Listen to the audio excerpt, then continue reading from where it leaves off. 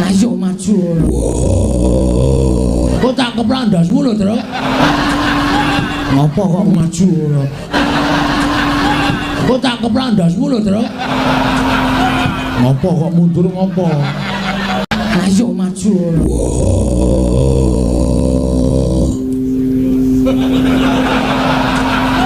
Ngopo kok mundur ngopo? Ayo maju. Kok tak keplandasmu lho, Tru. Tangane wis mulai medhun. Ngono madhies ngono modar tenan aku. Ha ngono omong. Bilang Gong wis eling lho, Gong. Wis gelem lejar penggali wis ngono men sasisanke wae. Karepen nuthuk sirahku modar mbok malahane matiku diuntapke karo darahku sing tak tresnani dhewe. Waduh. Njuk ngalem. Bareng tangane medhun kok darahku sing tak tresnani dhewe ora. Ape apa nek ngono kuwi? Mbok ngendikan. Bagong. Nun. Maju rene. Kula tak teng mriki mawon. Adi mundur ta, Mel. Iki tangane isih ketok e. Cangine ming cangkeme tok. Ora sembodo. Maju rene. Rada nyaket. Apa?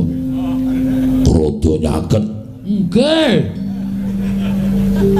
Tonyo. Ora. Terane. Ora. Yakin? Iya. Nganggere nonyo sumpah sih. Kau ora sumpah. Sumpah aku ora bakal miloro karo kowe. Wah, aku wonge ora bakal tegel karo kowe.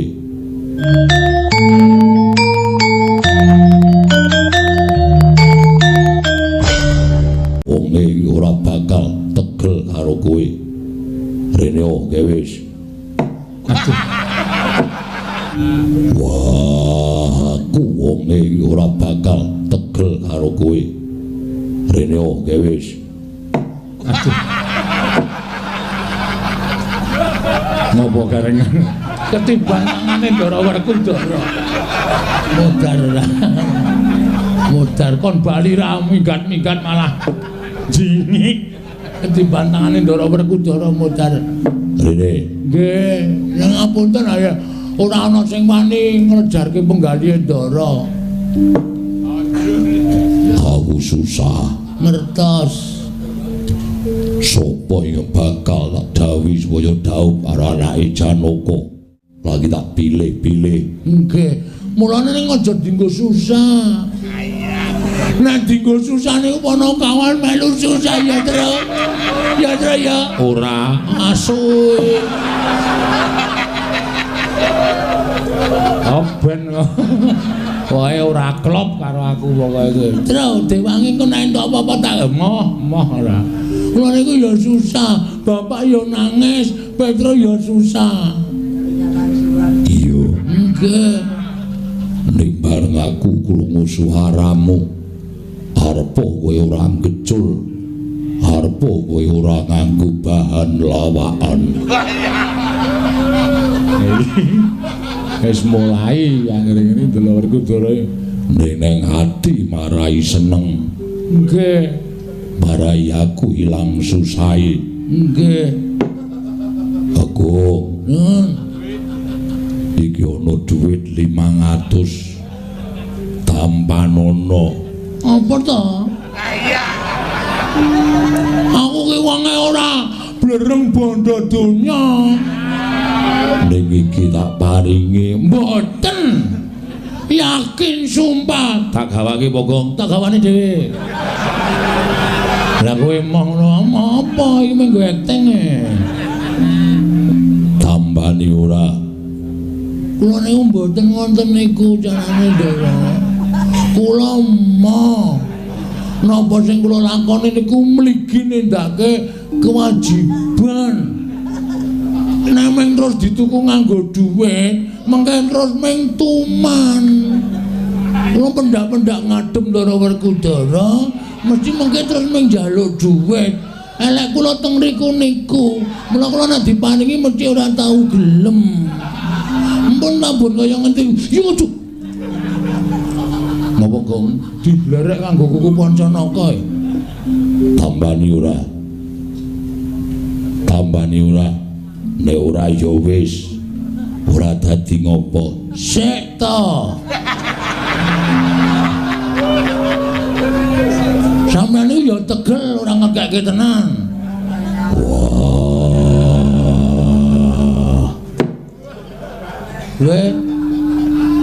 Aduh. Tro. Dasku tro. Lah piye? Tukono counterfeit. Oh iya. Counterfeit. Sing dingin ya terus larang kae Gong.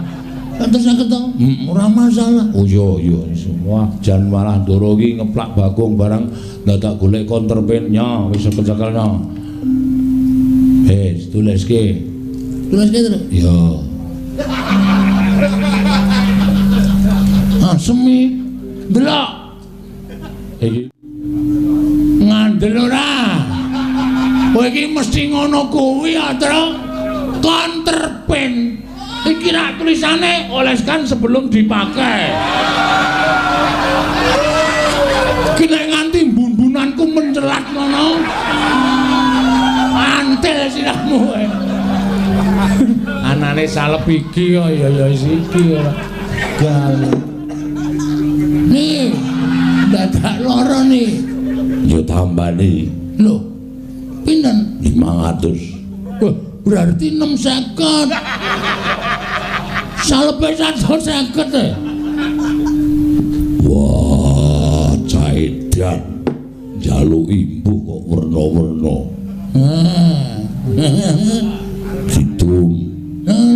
Didum sing adil karo dulur-dulure bapakmu iki wenehi. Mel. Kentuk dit Kondoro 75. Bagong kuwi wong kene kono iki Semar iki dianggep budhek apa piye? Wis ben. Wis dosane men disandang. Tak sandange. Meng dosa ya. Kulino aku men. Piye terus piye? 75. Kowe kan ngagake kowe selawe didum wong 3. Yo. Ya wis tak trimo ya, Gong. Heeh. Reng njaluk ora? Njalukno. Oh, tombo sirah ketiban tangane Ndara. Petro iki ana dhuwit 5.000. Lah turun ngene kok. Mulane anake ya kaya ngono kelakuane. Tambani. Ayo tambani. Wis sah. 5.000 didum wong loro. Njaluk ora rek, njalukno. Ki ana den 1000. Wis terserah sak paringmu. Wah, kari dhewe iki wis. Lho, kok nggawa loro 500-an loro? Oh iya wis. Wis njaluk dhewe ya. Dara. Oh. Bagong diparingi kok kula mboten Tandara, panjenengan pilih kasih. Wah. Kare wonten dawuh. Aku gelem menehi kowe dhuwit luwih saka Bagong. Nggih. Wah, ning matamu gantinen sik. Diganti napa? Ganti neker. Kelereng. Mekora saya apik. Apa wene ana rating Honda 70. Sing ngomong Bagong. Sing muni rating cangkemmu ha. Matane kakane kaya rating. Puas kowe. Nyakit ora njaluk ora apa-apa. Gusti Maha Adil mesti bakal maringi karo umate. Waduh. Kula namung komanan kali dosa.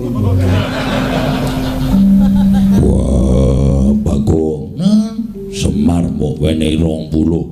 Semar iku nek nyekel ditoke-oke sok tiba.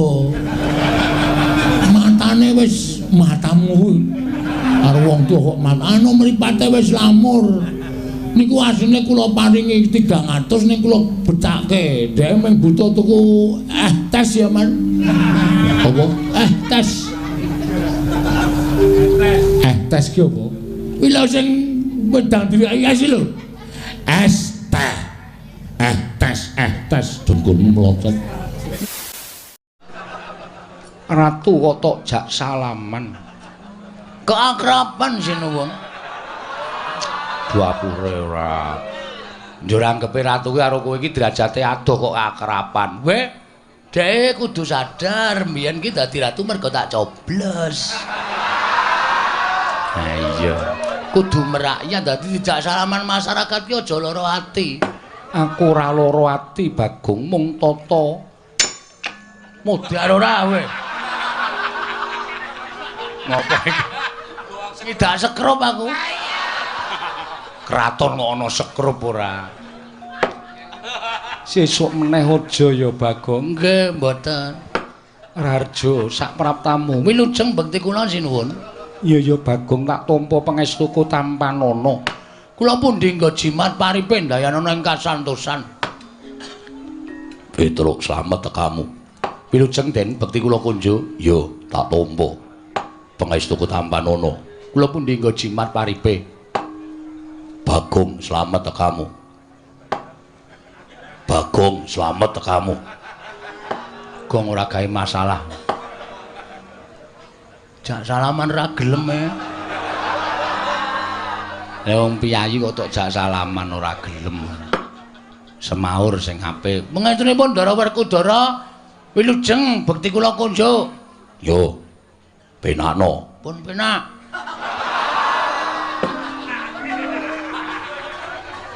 Wis penak kok. Wis. Petruk kantong bolong Pandora Arja sapraptamu. Sinuwun Mandura wilujeng bekti kula kunjuk. Yo.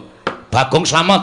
Nun, Bagong slamet. pengentunipun sinuwun Mandura wilujeng nering sambikala kepareng nglanganturaken sembah pangabekti kula kunjuk. Wah edan jangkep tata krama ukaramu.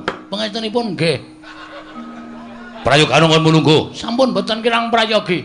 Sampeyan nggih disekecake nggih? Yo. Pun asal unjukan. Durung. Sami. Petruk Padhararja. Ndara Janaka bekti kula. Iya, Bagong Padhararja. Ndara Janaka bekti kula. Iya, Bagong. Pangestuku Tampanana. Kula pundi nggo jimat paripe. Petruk wonten dawuh.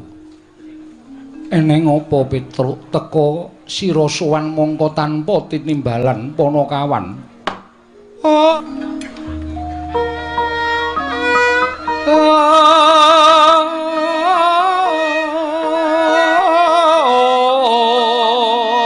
Drama. Punapa ta mirah ingsun prihatin Mas Bagong mijil.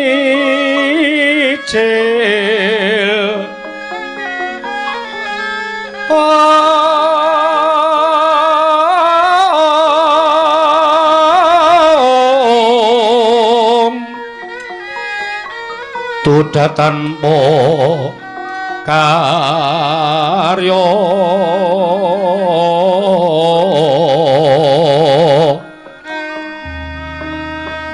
sangkang renemekan Gusti Gelong Rena sak sekarnya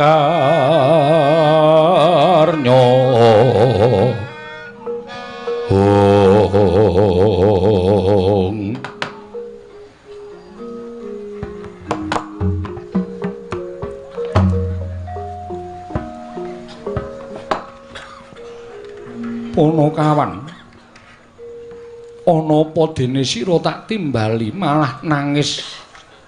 Petruk matura, ya gene ana lakon apa Panakawan? Nuwun pangapunten. Kula niku jane mboten kuat ngampet rasa panjenengan paring dawuh Petruk ana apa? Mergi kanan Karang Kadempel niki peteng. Ya, Kang. Heeh, wong listrike mati. Wah, entuk-entukan ratake kowe yakin. Kowe ora mbantu kok.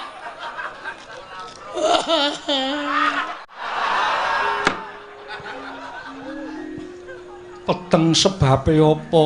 Merem. Sik, menengo sik. Engko tak nehi kalodhangan, tak nehi wektu ndagelo sak pol-polmu. Niki meneng sik. Siap. Paham? Paham. Diem. Oke. Menak entuk dum berdua. Ya. Mboten kanyono-nyono napa sinuwun Puntadewa niki mboten mireng kabar. Ora Petruk. Ndara Werkudara mboten mireng. Ora. Ndara Janaka niki mboten mireng. Ora Panakawan. Pun anten sesasi niki bapak niku gerah. Syukur, mula nek mangan sikatan. Bapak niku gerah. Pun bapak niku ora iso napa-napa men nglekar teng amben. Nek didelok niku ragane kaya wis ora duwe nyawa ming mripate kedap-kedip, kedap-kedip. Pun bola-bali kula bali Bagong niku mbudidaya goleke tamba ning ora ana sing iso nambani karo bapak. Mula kula gentenan kalih Gareng kalih Bagong niku nunggu bapak. Bareng ngonten bapak niku dek malam Selasa kliwon niku tengah wengi niku dehem monggo biasane ngombe niku kudu diselang. Niki lho nek mboten percaya buktine Bagong niki sing sok nyelang. Maem ya wis ora iso, mimik ya wis ora iso. Bola-bali ming ambegane saya sero ngorok teng mriki niki mergo kean udut. Iya. Lah tengah wengi malam Selasa niku bapak niku paring dawuh kalih kula, kalih Gareng, kalih Bagong. Bapakmu dawuh kepiye? Destun temen Pandhawa nganti ora ngerti ento Kakang Semar nandhang raga. Werkudara Kakang Semar lara banget. Wah, Petruk ora wadul, ora matur karo pepunden Pandhawa. Lagi saiki kowe matur. Petruk mbok ya sowan ning Madukara. Kok kebangetan temen Kakang Semar nandhang gerah kok kowe ora matur karo pepunden. Repot. Sibuk. Lah saniki kula matur bapak niku paring dawuh. Truk. Kowe sowan ning pepunden Pandhawa. Aku nyuwun pepunden Pandhawa rawuh ning Karang Kadempel 5 cacahe sinambi mundi pustaka Jamus kelima sada. Ngoten niku. Ora kena gotang Pandhawa kudu jangkep 5. Ndara Puntadewa, Ndara Werkudara, Ndara Janaka, Ndara Klasdewa, Ndara Puntadewa mundi pustaka Jamus kelima sada kuwi dadi srana mbok menawa nggonku Waluya Nirmala Temah Jati, Jati Temah Mulya ngoten niku. Mula sowan kula mriki diutus kalih bapak supados mboyong Pandhawa gangsal cacahipun rawuh wonten ing Karang Kadempel sinambi mundi pustaka Jamus kelima sada. Sakaken bapak Ndara awi kula derekke rawuh teng Karang Kadempel sinambi mundi pustaka Jamus kelima sada jangkep Pandhawa gangsal. Nek panjenengan mboten rawuh teng Karang Kadempel yakin bapak mesti sedo. Ya, Kang. Mergo bapak wis mboten gadahi kekuatan babar blas. Pun kula Yasin kaping 3 lho. Nek mari ya bek mari, nek sehat ya gek sehat. Ning ora ana undhane babar blas. Winganane bengi dek Petruk mboten nonton kalih Gareng ya mboten nonton kula wis omong karo bapak, Pak, mati ya mati ning warisan didumsik. Aduh paraimu lho kowe. Tak dupak genti. Lho. Bapakne kok ngame-ame warisan supaya aja nganti congkrah, Truk. Bapak wis kaya ngono wis ora iso piye-piye. Nek bapak ngerti sek ngono ya. Piye lek arep ngedum warisan? Kowe mesti malak, gareng kae meneh, arep cilik ning mecakil kae. Mesti apa-apa dihaki. Aku entuk apa? Aku ki mung wong sarwa ngalah. Omahe mung manggon ning pawone bapak aku ki. Ya mesake kok ya. Kowe njaluk bapak, ora tau dikeki. Petro dalem mundur sithik. Mundur kok. Lah. Ngapae? Ratu dilungguhi sikile ora. Sorry. Ora sengaja kok ya. Salahe nang kono. Loh, dhisik aku. Oh iya, Dek. Ngapunten. Kowe tak jarwani ya, Petro. Nggih. Yen to bapakmu mbutuhake Pandhawa 5 cacahe dina samengko ora kelakon. Lho. Sebabe mara sawangen. Kadangku ingkang mapan ning pepungkuran iki etungen cacahe pira? Ditunggu. J, ro, lu, pat, mo. Lho kok 6? Iki rasa. Kowe nang kono ta yem. Ngisru-ngisruhi pikiran kowe. Minggir. Ora wayahe kok ceniningan nang kono.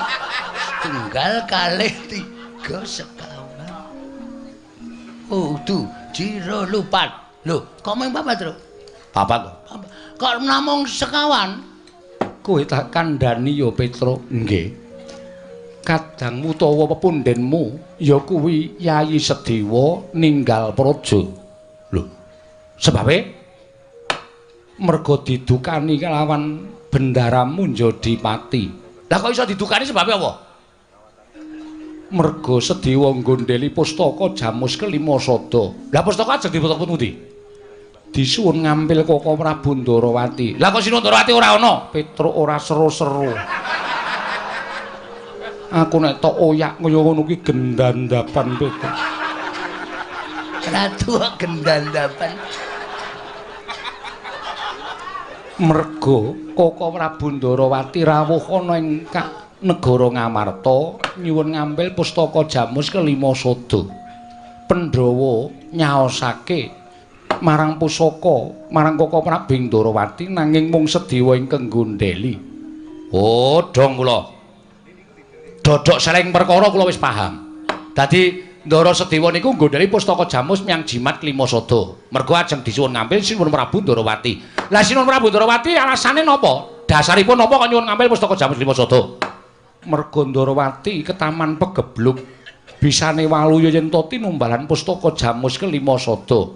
Terus alasane Ndara Sedewa ora ngentukake merga pusaka kuwi dadi pusakaning Pandhawa lan pusakaning para kawula.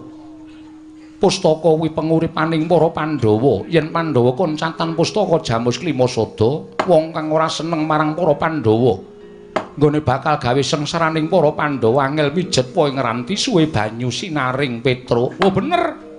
Bener niku. Mula pusaka niku aja nganti pisah karo pepundhen kula para Pandhawa.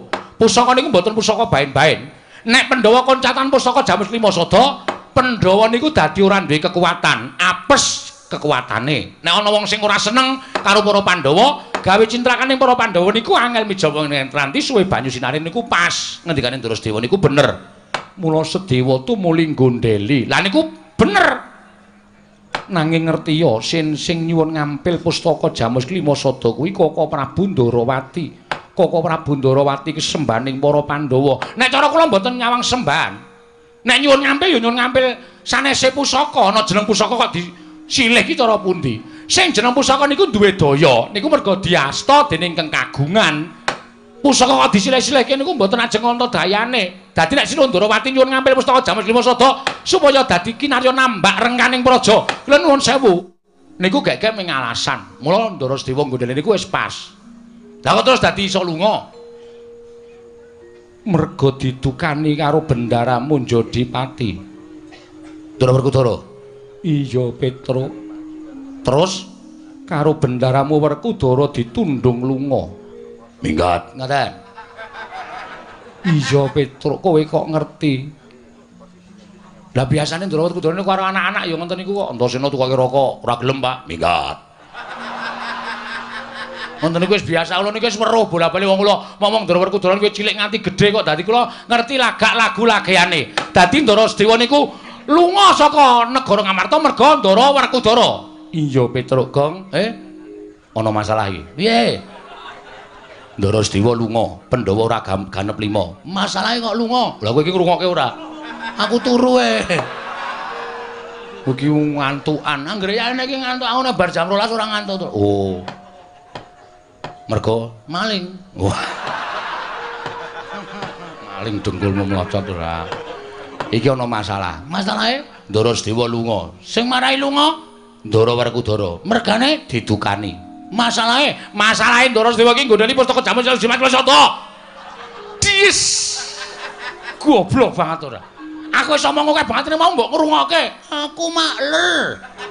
Ya nyun ngapura. Dadi Ndara Sedewa lunga sing nundung Ndara Werkudara. Heeh. Mbah, masalahe apa? Tak urus iki, Truk. Ya. Mundur. Ya.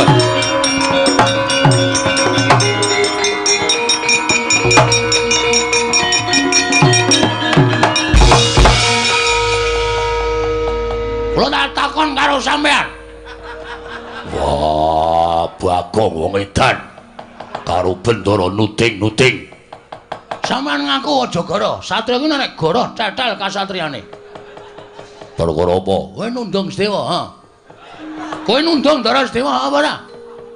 Wah, iya. Dasare apa aku tak takon? Sedewa wani karo aku. Dikandhani ora nggugu, aku wegah duwe dulur yen dikandhani ora nggugu. Tak tundung minggat. Terus saiki nek nganti Ndara Sedewa minggat, Pandhawa ora jangkep 5. Monggo Semar loro, isane mari nek Pandhawa rawuh 5, cacahe ning Karang Kadempel. Nek nganti ming 4. Nek nganti Semar, endi Pandhawa? Jero lupat teksek ngono piye?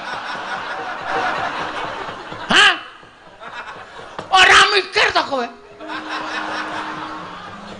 Kula kandhane nggih, Den, Pandhawa niku aja nganti godhang. Merga Pandhawa niku nuwun sewu, 5 cacah iki wis ngrambangke dhewe-dhewe. Ndara Puntadewa kuwi nuwun sewu. Sing barep kuwi nglambangke Ndara Puntadewa kuwi ora tau gelem perang, ora tau gelem tumindak Allah, ora tau gelem tumindak sasar susur, watake resik, lahir batin manembahe taberi. Nyembah karo sing gawe urip. Mula Ndara Puntadewa ki perlambang wong sing manembah karo sing ngakarya jagat. Sampeyan ki kasantosan. Ndara Janaka kuwi tresna asih. Lho, kabeh wis lambangke dhewe-dhewe. Kok dadi Ndara Sedewa kok tak tundung lunga? Wah, Bagong ora basa aku iki bendaramu. Kowe kudu nganggo tata krama ora basa karo aku. Tuwa sapa Werkudara, Pak? Tuwa kowe. Nah, aku ora basa ora masalah. Ora bakal kualat karo kowe. Kowe iso kaya ngene iki mergo aku sing budidaya. Kowe iso dadi satriya, sampeyan iso lengganing Jodipati nek aku ora ngewangi Babat Wanamarta jaman semono. Apa entuk Pandhawa negara Ngamarta? Kowe ngewangi apa? Kowe meneng wae cangkepe ra satrep. Ora kowe iki ngewangi ora, kowe meneng. Meneng diem. Iya, iya. Aku nek ngomong apa-apa kuwi pokoke ngiyoi. Yo yo yo. Ngono entuk didom wong loro. Apa-apa kok didom wong loro. Hah? Nek kanan kaya ngene sampeyan notohke nyawa. Nyawane sapa? Nyawane Semar. Nek ngono sampeyan seneng Semar mati, ha? Nek ngono sampeyan seneng Semar mati, ya. Sampeyan bunga Semar mati. Wah, Bagong. Hilang tata kramamu karo aku. Kowe wani karo Werkudara. Nuwun sewu, kula ora wani karo Werkudarane, ning wani karo pambegan sampean. Sing rumangsa bener dhewe, ora iso disalahke. Kula ora setuju carane kaya ngono kuwi.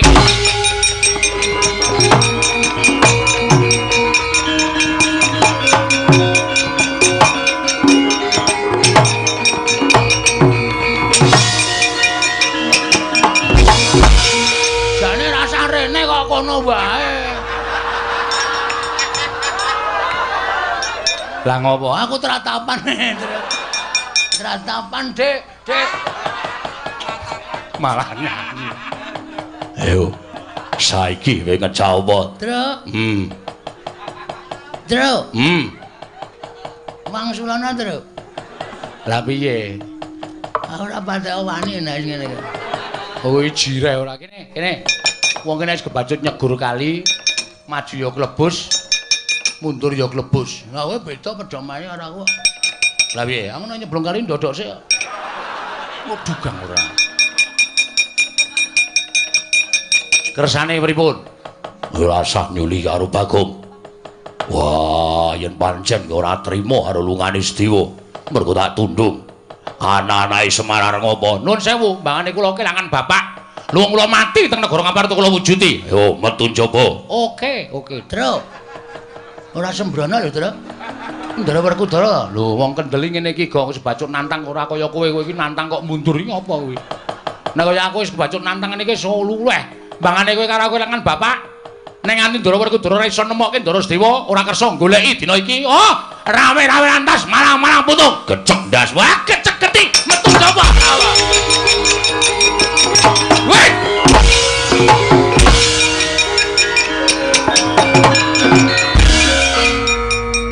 Nuwun sewu. Piye, Bagong? Anane kedadian kaya ngene iki mau merga Kresna nuwun sewu Sundarawati nyilih pusaka Jamus Klimasada. Iya. Sapa sing ngeterke tekan kene?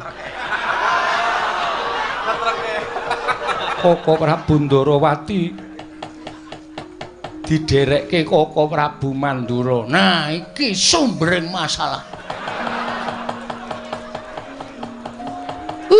Hus. Ratu kok dihu. Sampeyan sing nderekke Sundarawati. Yo. Sampeyan ngerti mboten Sundarawati niku tenan-tenan apa ora negara Ndarawati ketaman pegebluk. Yai Prabu Kresna rawuh ana negara Mandura. Dheweke ngandhake karo aku matur karo anakku yen negara Ndarawati ketaman pegebluk. Bisane walyane Rama Temajati yen tinimbalan pustaka Jamus Miang Jimat Klimasada. Aku dadekke seksi supaya melu sowan negara Ngamarta. Terus aku matur karo Yai Prabu Darma Kusuma. Yen to para Pandhawa kudu ngelingi lelabuhane Yai Prabu Kresna. Tumuli dadi geger iki mau. Ah, iki. Sak ngerti kula, Ndara Werkudara niku wonge angel nesu. Nek ora ana sing ngubup-ubupi, nek ora ana sing ngompori. Sapa sing ngompori Werkudara? Lho, aku ora. Ngaku wae.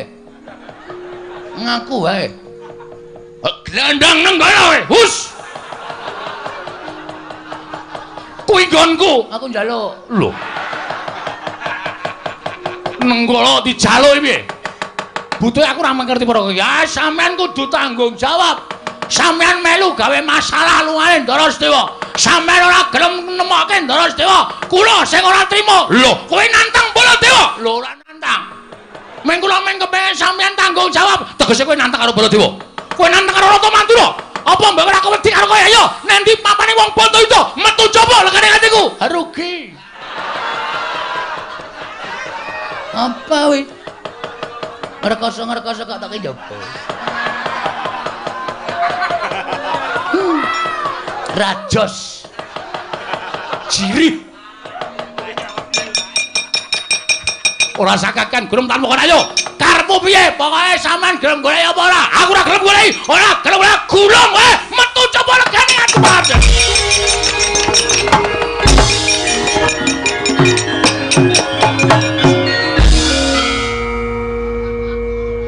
Bagong, Nun, lah kowe iki ngopo? Nantang Koko Prabu metu saka Ndaturaya kok kowe malah begogo. santai. Sing repot ra kono. Wong kene durung siap-siap kok karo yo mangkat yo saiki yo ndas lho ketinggalan kereta. Ora ana Baladewa kok nesune tentang kereta. Aku anggere mlebu nang kraton iki kabeh wis nganu apa jenenge kuwi? Njur do ngawur kata-katane. Puntadewa barang kok tentang. Ya sing gedhe pangapuramu. Mboten banten menapa. Wis kono nek arep genahke perkara iki metu njaba. Sendika ngestaken dawuh. Nyuwun pamit. Pamit. Nyuwun pamit madal pasilan sinuwun. Sing ati-ati aja kaya bocah cilik. Nggih. Ndara Janaka kula men pamit. Iya ya Bagong sing ati-ati. Aja kaya bocah cilik. Kuwi sing muni aku. Aja kaya bocah cilik. Nggih. Ndara nek kula men pamit nggih. Iya ya Bagong sing ati-ati. Njaluk. Sing ati-ati ning Sambikala. Waduh, kok wolak-walik lho omong. Yem aku lunga sik ya. Inggih ngestaken dawuh. Suwe banget ketemu karo kowe. Engko cipika-cipiki ya, Jem. Inggih. Ayo kangen no ya, inggih. WA-mu isih kae sing wingi to? Inggih. 081 125 250 375. Aku menghitung-hitungan. Inggih. Kuwi adimu kok? Inggih. Lemu banget. Oh ya aja sok salin nganggone adimu ya. Inggih. Sandangane aja sok ganti. Inggih. Nggone adimu ki nek tok nggo iso tok cantolke pundak ngene iki. Saking gedene. Ora tepung kok wis ngrasani pakaian dalem. Lugu karepe dhewe. Aku kenal aja. Nyun pamit sinun. Sing ati-ati aja kaya bocah cilik. Nun nggih. Mergi nek nganti kula mboten ngelingke Petro iki nek pun nesu wah. Bebayani tenan, yakin sumpah. Mboten mantra-mantra wujuding Panakawan, bedane karo sapa-sapa ora wedi. Apa ya Nggih. Dewe nganane malam Setu nika gelut kalih Bathara Narada. lho. Perkarane apa Bagong? Susukan teng jero kotak.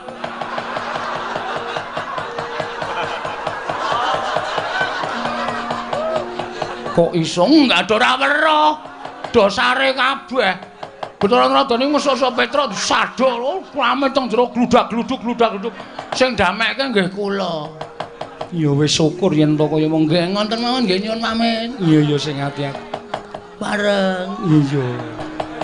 Pun nggih Ndara Janaka. Iya ya sing ati-ati Bagong. Ndara Sembadra sehat to? Sehat.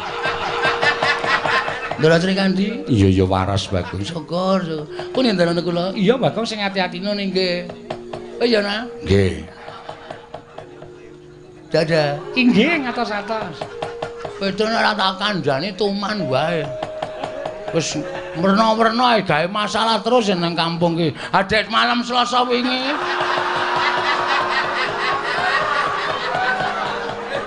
Malam Selasa ngopo? Ora ada ronda. Remi dolanan iku mengitungan kok kancane do ditempilingi. Nek mboten kula pisah, ajur sak kampung. Kula terus mlayu saka omah tak eleke, "Truk, iso meneng ora?" Langsung lingguh. Petruk wedi karo kowe gila. Oh iya. Nggih mun ngoten mawon nggih ngabari tok. Iya. Njing ampun gawe anu tatu atine Petruk. Iya Bagong. Nggih pareng. Iya. Monggo. Iya Bagong. Pun Ndara Janaka. Iya sing ati-ati. Ndara Abimanyu sehat to? Sehat. Ndara kula nyuwun pamit. Iya sing ati-ati Bagong. Oh iya nak. Nggih sing ati-ati cerewet wae. Tonyo modar wae. Durung entuk-entukan dilokke. Pun ngoten mawon nggih sinuwun. Iya sing ati-ati. Nune nggih mengke ndak Selak Petra malah gelut kali Ndara Baladewa. Ya nek Baladewa menang, nek nganti kalah napa mboten mirang-mirangke ing atase Ratu Mandra niku Ratu Digdaya Sekti kalintang jayane perang kok nganti kalah karo Petra. Ha iya to? Iya. Ngoten nggih? Iya. Areng. Iya. Pun nggih? Iya Bagong. Pun nggih? Mbah, ora caturan. Oh iki wis krasa iki sing. Nek ora ngoten ndak ora rampun apa ya. Kula tak metu tenan niku mboten ajeng teng mriki mboten ajeng pamit wong tak pamit ya ora di perasaan babar blas. Pun nggih? Iya. Kula niku ya gumun. Aku ya gumun. Sebabe Kok cerewet. ora dikai dhuwit kok. Bagong Ratu Lenggah Siniwaka ora nggawa prabiya. Waduh. Ndara Janaka, Mengko yen wis tekan Karang Kadempel tak paringi. kapan? Ya mengko mesti tekan kono, Bagong. Ndara kula Kan duwe. tegas iki aku seneng nek tegas niki malah seneng. Nek wong tegas ki sing kere tetep kere, sing sugih tetep sugih. Ngono kuwi karepku. Nggih sampun nyuwun pamit madal pasilan. Sing ati-ati aja kaya bocah cilik. Nun nggih. Pareng nggih. Iya.